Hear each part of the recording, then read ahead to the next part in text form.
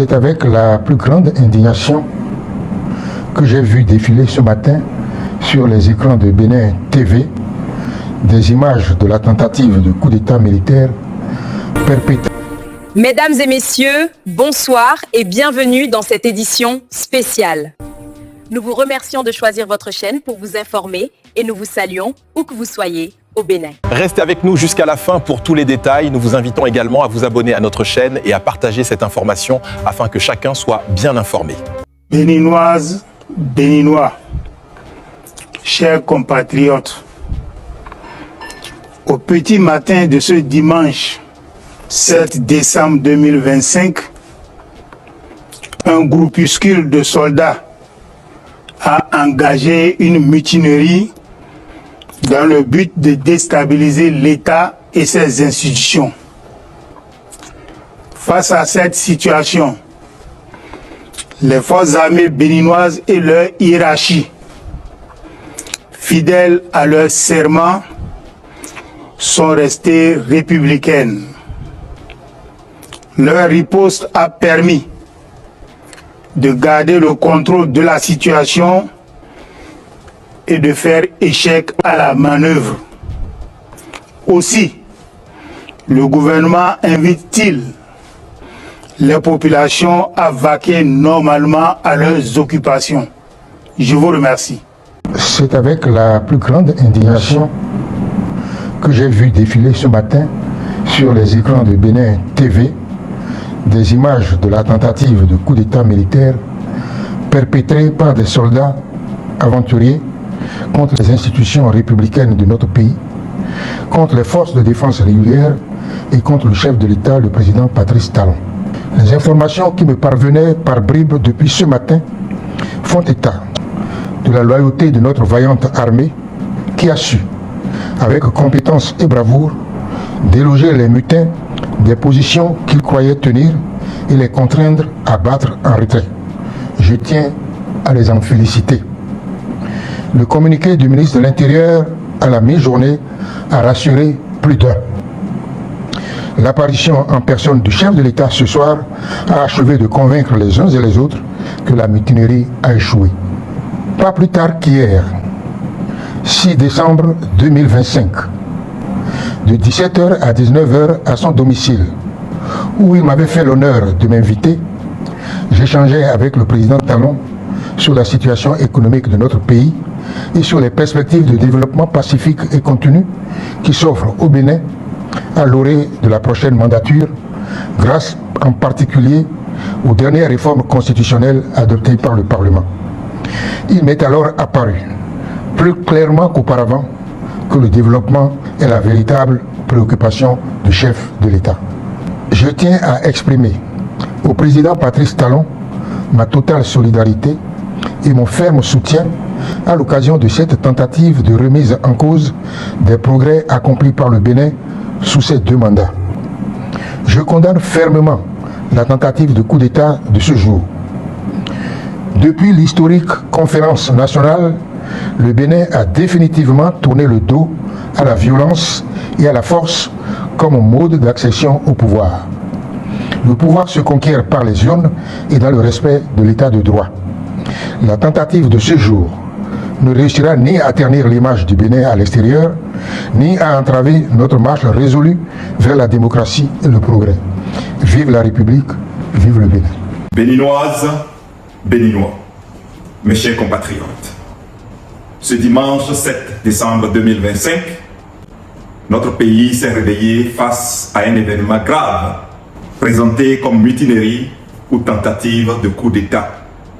À travers l'adresse du président de la République, annonçant que tout est sous contrôle, nous apprenons qu'il y a eu des personnes décédées ainsi que des otages. Je prie pour le repos de l'âme des victimes et j'adresse mes sincères condoléances à leurs familles en ces moments douloureux. Dans l'attente d'informations complètes, je réaffirme avec force ma position constante.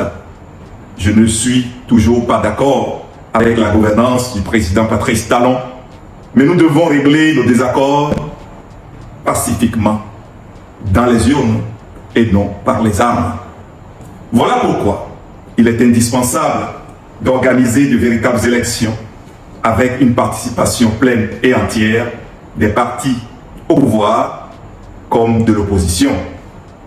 Avec la même fermeté, je rejette tout dispositif politique ou juridique visant à instaurer une dictature de fait, qu'il s'agisse d'exclure l'opposition des élections ou de façonner la Constitution pour confisquer durablement les institutions de la République. J'ai pris acte des communiqués de la CEDEAO et de l'Union africaine. Je salue leur promptitude, mais j'attends davantage.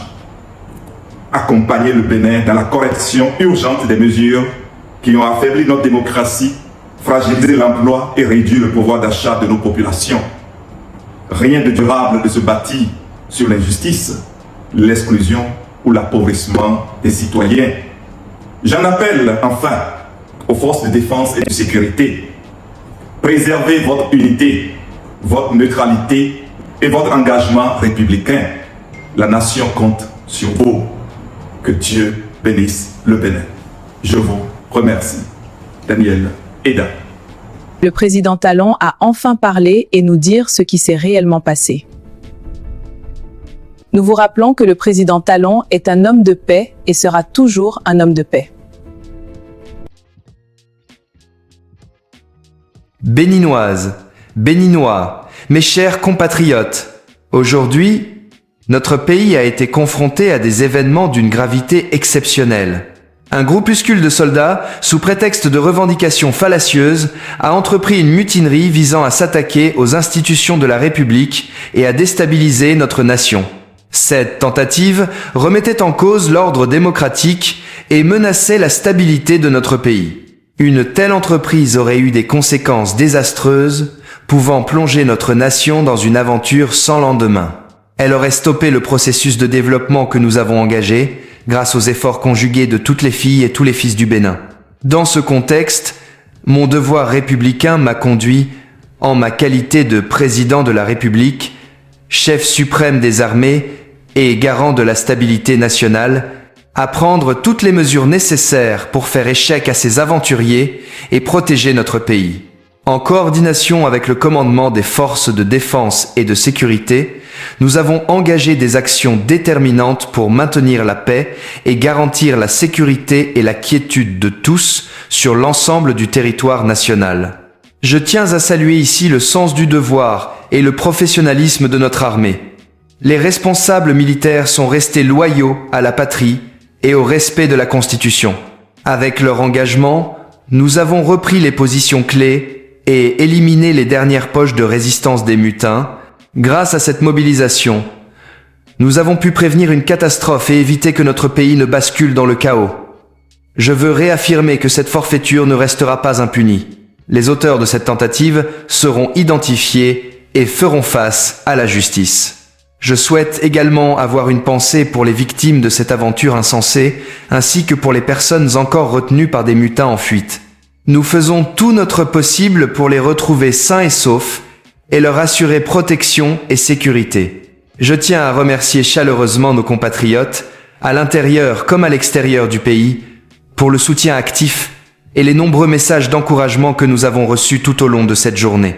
Votre solidarité a été précieuse et nous a donné l'énergie nécessaire pour protéger notre nation. Mes chers compatriotes, je veux vous rassurer. La situation est maintenant totalement sous contrôle.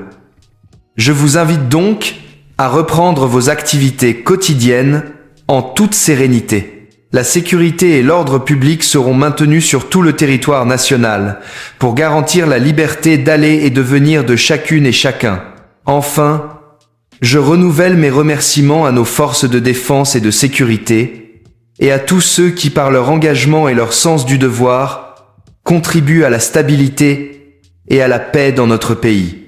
Ensemble, nous continuerons à protéger notre nation et à construire un Bénin prospère et uni.